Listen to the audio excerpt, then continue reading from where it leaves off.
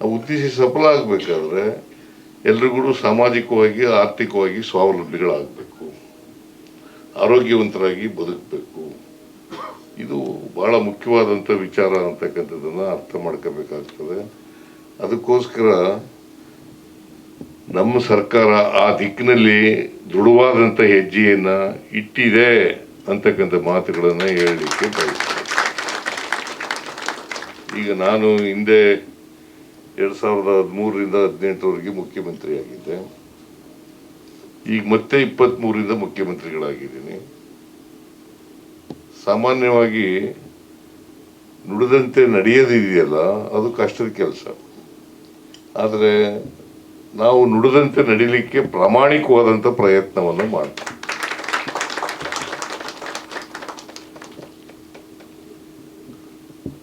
ನುಡಿದಂತೆ ನಡಿಬೇಕು ರಾಜಕೀಯದಲ್ಲಿ.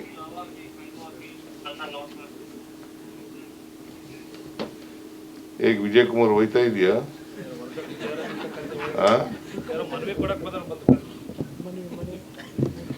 ಅಲ್ಲ, ನೀನು ಗಿರೀಶ್ ಚಂದ್ರ ಕೈ ನೀನು ಹೊರಟೋಗ್ತಾ ಇದೆಯೇನೋ ಅಂತ ನಾನು ತಿಳ್ಕೊಂಡೆ. ಓಕೆ,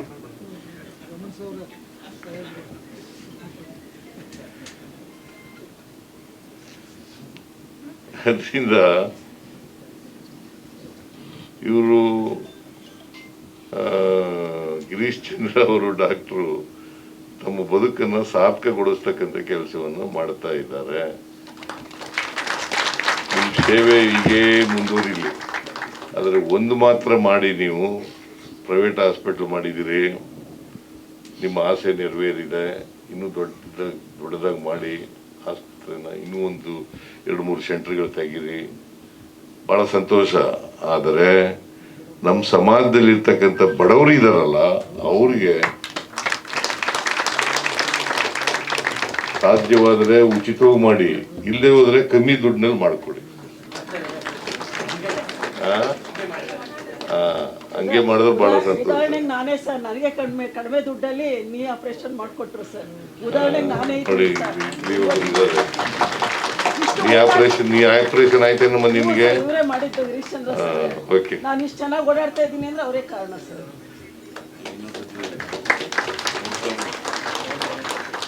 ಬಡವರಿಗೆ ರತ್ನಮ್ಮ ಬಡವೆ ಕೂತ್ಕೊಳ್ಳಮ್ಮ. ನಿಮ್ಗೆಲ್ಲ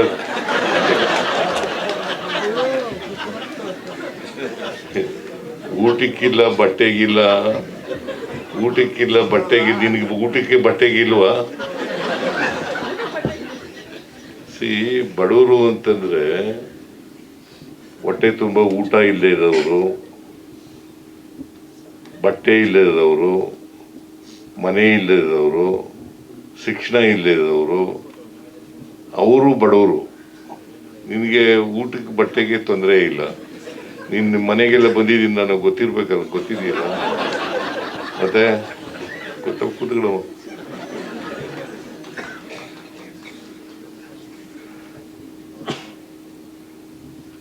ಬಡತನ ಇದೆಯಲ್ಲ ಈ ಸಮಾಜದಲ್ಲಿ, ಈ ಬಡವರು ಶ್ರೀಮಂತರು ಸಮಾಜ ನಿರ್ಮಾಣ ಆಗಬೇಕು ಅಂತಂದ್ರೆ ಏನು?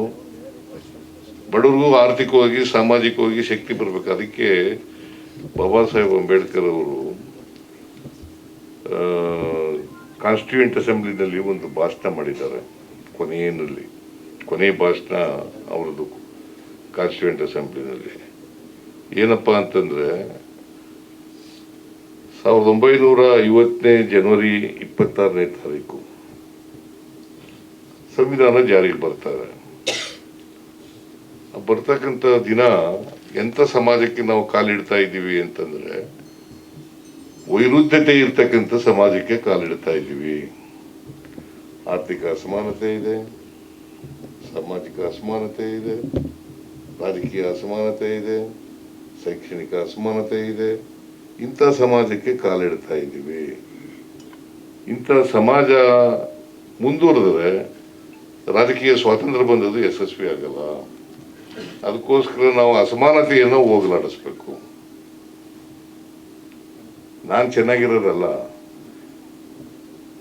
ನನ್ನ ಜೊತೆ ಇರ್ತಕ್ಕಂಥವ್ರು ಎಲ್ಲರೂ ಕೂಡ ಚೆನ್ನಾಗಿರ್ಬೇಕು. ಆಮೇಲೆ ನಾವು ಈಗ ಈ ನಾಡಿನಲ್ಲಿ ಎಂತೆಂಥವರೆಲ್ಲ ಬಂದು ಹೋಗಿದ್ದಾರೆ. ಬುದ್ಧ, ಬಸವ, ಅಂಬೇಡ್ಕರ್, ಗಾಂಧೀಜಿ ಇವರೆಲ್ಲ ಬಂದು ಹೋಗಿದ್ದಾರೆ. ಅವರೆಲ್ಲ ಏನು ಹೇಳಿದ್ರು ಅಂತಕ್ಕಂಥದ್ದನ್ನ ಸ್ವಲ್ಪ ಅರ್ಥ ಮಾಡ್ಕೊಳ್ತಕ್ಕಂಥ ಕೆಲಸವನ್ನು ಮಾಡೋದು. ಗಾಂಧೀಜಿ ಏನು ಹೇಳಿದ್ರು? ಅಂತ್ಯೋದಯ, ಸರ್ವೋದಯ, ಸರ್ವರಲ್ಲಿ ಸಮಾನತೆ ಉದಯ ಆಗಲಿ. ಅಂತ್ಯೋದಯ ಕಟ್ಟ ಕಡೆಯ ಮನುಷ್ಯನಿಗೂ ಕೂಡ ಆರ್ಥಿಕವಾಗಿ ಸಾಮಾಜಿಕವಾಗಿ ಮೇಲೆ ಬರಲಿ, ಎಲ್ರಿಗೂ ಕೂಡ ಸ್ವಾವಲಂಬನೆ ಬರಲಿ, ಸ್ವಾವಲಂಬನೆ ಬರಲಿ, ಇದನ್ನ ಹೇಳಿದ್ರು. ಬುದ್ಧ ಏನು ಹೇಳ್ದ? ಬಸವಣ್ಣ ಏನು ಹೇಳ್ದ? ಅದಕ್ಕೆ ಬಸವಣ್ಣವರು ಬಹಳ ಮಾರ್ಮಿಕವಾಗಿ ಒಂದು ಮಾತನ್ನ ಹೇಳಿದ್ದಾರೆ. ಉಳ್ಳವರು ದೇವಾಲಯ ಮಾಡುವರು, ನಾನೇನು ಮಾಡಲಿ ಬಡವನಯ್ಯ, ನನ್ನ ಕಾಲೇ ಕಂಬ, ನನ್ನ ದೇಹವೇ ದೇಗುಲ, ಶಿರವೇ ಒನ್ನ ಕಳಸವಯ್ಯ, ಕೂಡಲ ಸಂಗಮ ದೇವ ಅಂತ ಹೇಳೋರು. ಅಂದ್ರೆ ಉಳ್ಳವರು ದೇವಸ್ಥಾನ ಮಾಡ್ತಾರೆ, ನಾನೇನು ಮಾಡೋಕ್ಕಾಗಲ್ಲ, ಬಡವ, ದೇವಸ್ಥಾನಕ್ಕೆ ಮಾಡೋಕ್ಕಾಗಲ್ಲ. ಅದರಿಂದ ನನ್ನ ಕಾಲೇ, ಅವರು ಕಂಪೇರ್ ಮಾಡೋದು, ನನ್ನ ಕಾಲೇ ಕಂಬ, ದೇಹವೇ ದೇಗುಲ, ಶಿರವೇ ಒನ್ನ ಕಳಸವಯ್ಯ, ಕೂಡಲ ಸಂಗಮ ದೇವ ಅಂತ ಹೇಳ್ತಾರೆ. ಅಂದ್ರೆ ದೇವರು ಸರ್ವತ್ರಯಾಮಿ, ಎಲ್ಲ ಕಡೆ ಇದ್ದಾನೆ, ಒಂದೇ ಕಡೆ ಇಲ್ಲ. ದೇವಸ್ಥಾನದಲ್ಲೇ ಇದ್ದಾನೆ ಅಂತ ತಪ್ಪು ತಿಳ್ಕೊಂಡಿದ್ರೆ ಅದು ತಪ್ಪು. ದೇವಸ್ಥಾನದಲ್ಲೂ ಇದ್ದಾನೆ, ಎಲ್ಲ ಕಡೆನೂ ಇದ್ದಾನೆ, ನಮ್ಮ ಶರೀರದಲ್ಲೂ ಇದ್ದಾನೆ. ಅದರಿಂದ ದೇವರು ನಾವು ಒಳ್ಳೇದು ಮಾಡ್ತೀವ ಕೆಟ್ಟದ್ದು ಮಾಡ್ತೀವ ಅಂತ ನಮ್ಮಲ್ಲೇ ಇಟ್ಕೊಂಡು ನೋಡ್ತಾ ಇರ್ತಾನೆ.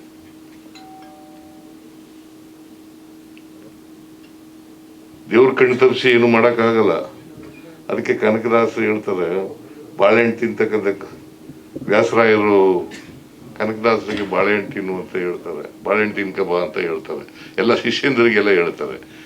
ಅನೇಕ ಶಿಷ್ಯಂದರು ಬಾಳೆಹಣ್ಣು ತಿನ್ಕ ಬಂದ್ಬಿಟ್ಟು, ಬಾಳೆಹಣ್ಣು ತಿಂದ್ಬಿಟ್ಟು ಎಲ್ಲ ಗೋಡೆ ಮರೆಯಲ್ಲಿ, ಮರದ ಕೆಳಗಡೆ, ಇನ್ಯಾವುದೋ ಪಾಳು ಮನೆಯಲ್ಲಿ ತಿನ್ಕ ಬಂದ್ಬಿಡ್ತಾರೆ. ಕನಕದಾಸರು ವಾಪಸ್ ತಂದು ಕೊಡ್ತಾರೆ ಬಾಳೆಹಣ್ಣ. ಯಾಕಂತಂದ್ರೆ ದೇವರು ಎಲ್ಲೆಲ್ಲೂ ಇದ್ದಾನೆ, ದೇವ್ರ ಕಣ್ಣು ತಪ್ಪಿಸಿ ತಿನ್ನಕ್ಕಾಗಲ್ಲ, ಅದಕ್ಕೋಸ್ಕರವಾಗಿ ವಾಪಸ್ ತಂದಿದ್ದೀವಿ ನಾನು ಅಂತ ಹೇಳ್ತಾರೆ. ಅದರಿಂದ ನಾವು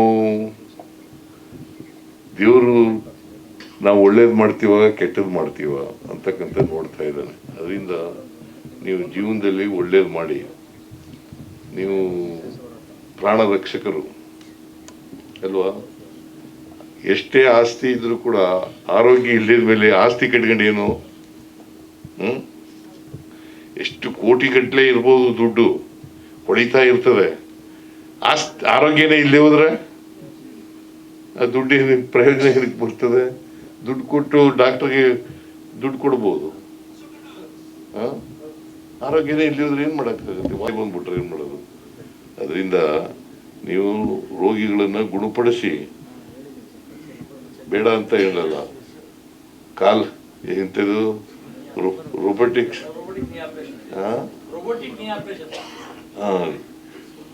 ನೀ ಆಪರೇಷನ್ ಮಾಡಿ ಅವ್ರಿಗೆಲ್ಲ, ಈಗ ರತ್ನಮ್ಮ ಹೇಳಿದ್ರಲ್ಲ, ನಾನು ಗಟ್ಟಿಯಾಗಿ ಓಡಾಡ್ತಾ ಇದ್ದೀನಿ ಹೇಗೆ ಅಂತ, ಆ ಥರ ಮಾಡಿ ಬಹಳ ಸಂತೋಷ. ಆದರೆ ಬಡವರಿಗೆ ರಿಯಾಯಿತಿ ದರದಲ್ಲಿ ಮಾಡಿಕೊಡಿ ಅಂತ